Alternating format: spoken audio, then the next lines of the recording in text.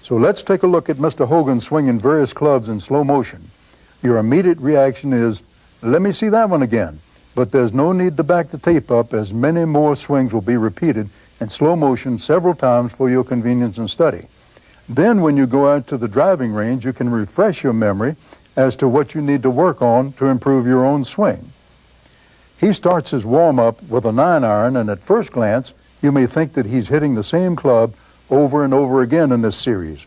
But you'll notice that his caddy is moving further and further away with each shot.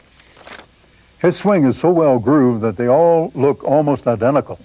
The subtleties are hard to spot, but the initial direction of the shot reveals the changes he made from one type of shot to another, the fade, the draw, or the straight shot. So he starts his routine with short irons, and then he increases the length of his swing as he moves to the lower numbered clubs. Let's see how he sets up for these short iron shots. The feet, hips, shoulders are parallel to the line of flight of the ball. A better look at his stance is seen from the front view of the mid-iron shot. The camera angle is slightly ahead of Hogan, so don't let that throw you. His right knee is positioned inward, bracing the swing from swaying the hips to the right, but allowing the upper body to turn freely on the backswing. The right knee stays put, but does flex somewhat on the backswing to accommodate a sitting position at the top of his swing. His weight transfer is accomplished to the right side by turning the upper body, not shifting or swaying the weight of his body. The shoulders follow a tilt, remaining on plane, and go back all together with the hands, arms, and shoulders turning. Bracing the swing with the right knee inwardly and not compensating with the left knee would cause both the hips and shoulders to open slightly towards the target. So the left knee is braced somewhat inward, which establishes balance. It goes inward toward the ball to bring the hips and shoulders back into proper alignment and square to the target line. Hogan's shoulders are always squared to the target, regardless of the position of his feet. It feels awkward unless a sitting position is maintained with your weight on your heels, and your weight remains there throughout the swing. His spine angle doesn't change either during any of his swings.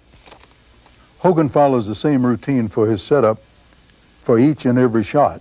You will note how he concentrates on the positioning of the club head directly over the center of the ball. That's one of his little secrets that accounts for his ability of precisely striking the ball swing after swing. Note that the left arm is straight and not stiff at address, with the cup of the elbow facing away from the target. The right arm is bent and relaxed in a slight cavity of the right side as his hands are centered. To get set up, he moves his left foot towards the target so that the ball is just inside his left foot. Then he positions his right foot. The camera is slightly ahead of Hogan, which makes it look as though he's playing the ball from the middle of his stance. As he hits the longer clubs, he widens his stance and foot position. With the driver, he positions his left foot, and then he moves his right foot backward from the target line and moves the toe of his right foot to the right, away from the target. This accommodates a wider and fuller hip turn to generate more power. This does not alter the position of his knees, hips, or shoulders, as they remain parallel to the target line at address. This athletic stance gives him both balance and power from his legs, and a solid base to swing at the ball with everything he's got. His knees are slightly bent to allow for a sitting position, and his weight is on his heels. Front view shows the upper body tilted slightly to the right, as his right hand grips the club lower than his left hand, thus tilting his shoulders.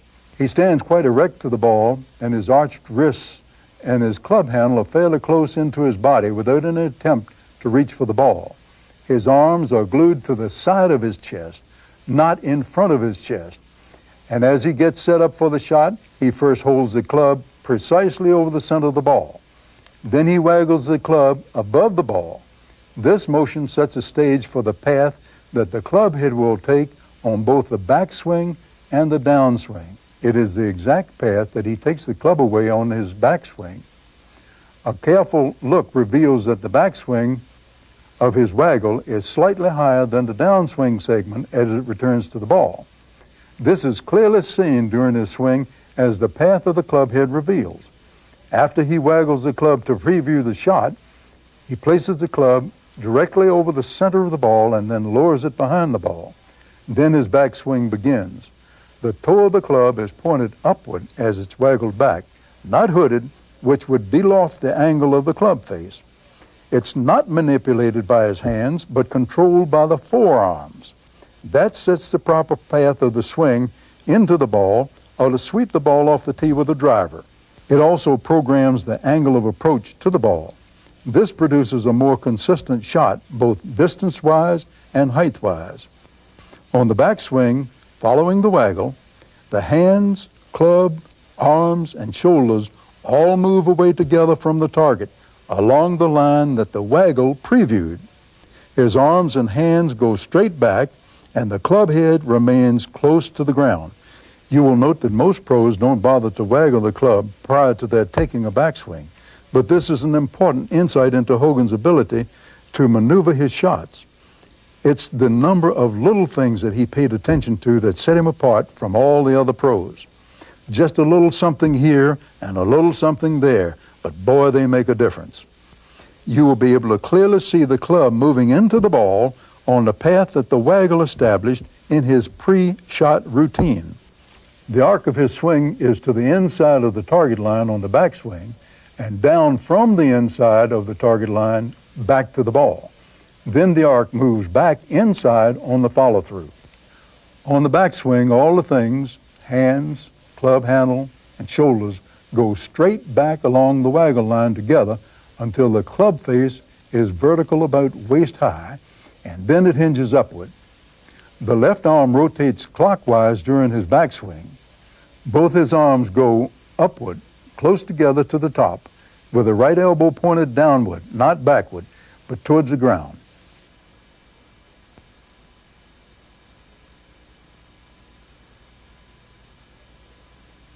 His club shaft points straight up on plane when it reaches shoulder height of his right shoulder. His left arm is fully extended and both arms are away from his body. The hands go just a bit further up at the top of his backswing and automatically cock the wrists. Note his wrist position with his right hand covering his left thumb at the top of his backswing. At this point of the swing, the club control is perfect and solid. The club angle at shoulder height shows that it's on plane between his right shoulder and right elbow as he goes to the top of the backswing. His left shoulder tilts downward on his backswing and does not follow a horizontal plane. This move causes somewhat of a cavity in the right side at the waist. The hips are restricted to turning only as the shoulders pull his hips around. The cup at the elbow of his left arm is facing his right shoulder when the arms reach hip high and continue to point to the right shoulder through the backswing. His left arm covers his chin at the top of the backswing but does not go under it. The front view shows that the club shaft is only about 10 o'clock with the mid-iron. That's the position where his full shoulder turn takes it. Hogan's legs are fairly inactive during his backswing. They bend at the knees as he swings back into a sitting position. That position is maintained as the downswing begins. As the legs and hips move together towards the target, both knees are still bent at impact. The left leg straightens out only after impact as the follow-through finishes and he stands tall on his left side. His left arm is absolutely straight at the top of his backswing, and his right arm is absolutely straight at the top of his follow-through. He swings with so much power that it looks like he's trying to hold on to the club to keep it from flying out of his hands towards the target.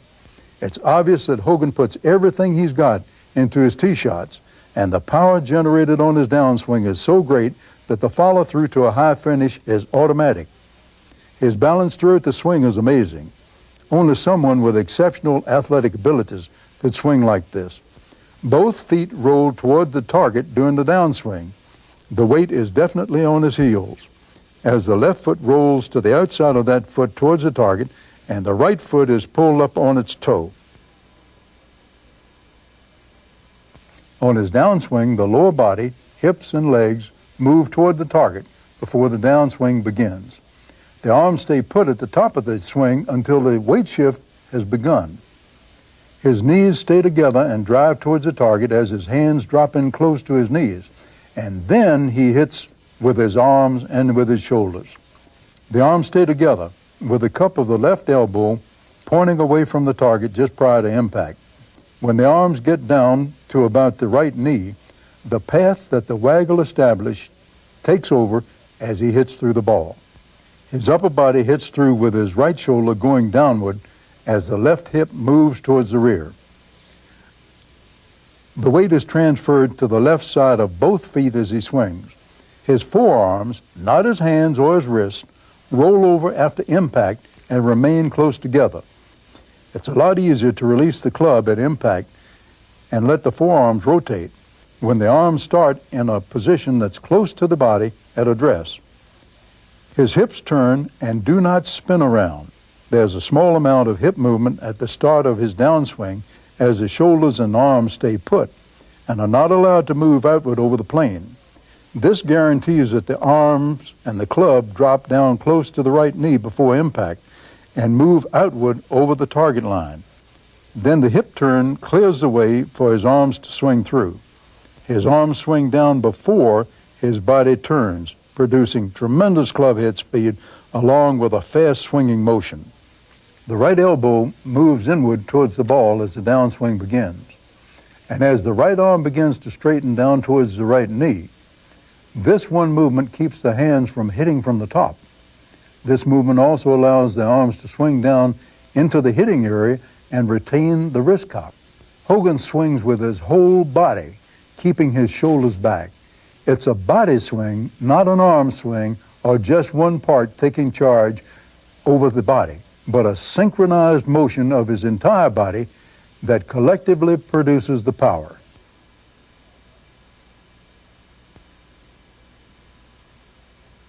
Many people want to know if Hogan really supinates his left wrist at impact.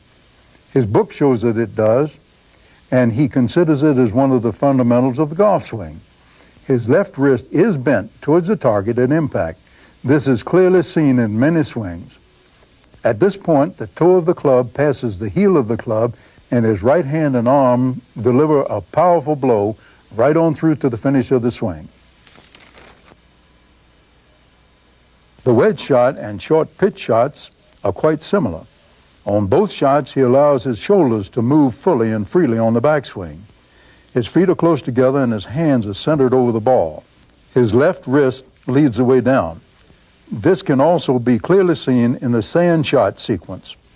His shots were always crisp, regardless of the length of the swing. It all appeared to be so effortless. His putting stance shows that his eyes are directly over the ball. The footage also shows his uncanny ability to knock the ball close to the hole time after time. His intense concentration made him a great, consistent putter of the ball. He certainly wasn't lacking in any respect of his game, but his shot making made him outstanding. His relentless practice and desire for perfection was unequaled by any of the other pros. The slow motion sequences on this tape will allow you to see Mr. Hogan's swing from different angles. As you practice your own swing in a mirror, you can check your movements against his movements and see if they're correct. The swing is repeated several times to allow you to make adjustments without having to rewind and replay the tape. This learning process takes time as your muscles adjust to the correct movements. But now you're on the right track in your own pursuit of a more perfect swing. Soon you'll be hitting the ball straight and keeping it on the short grass.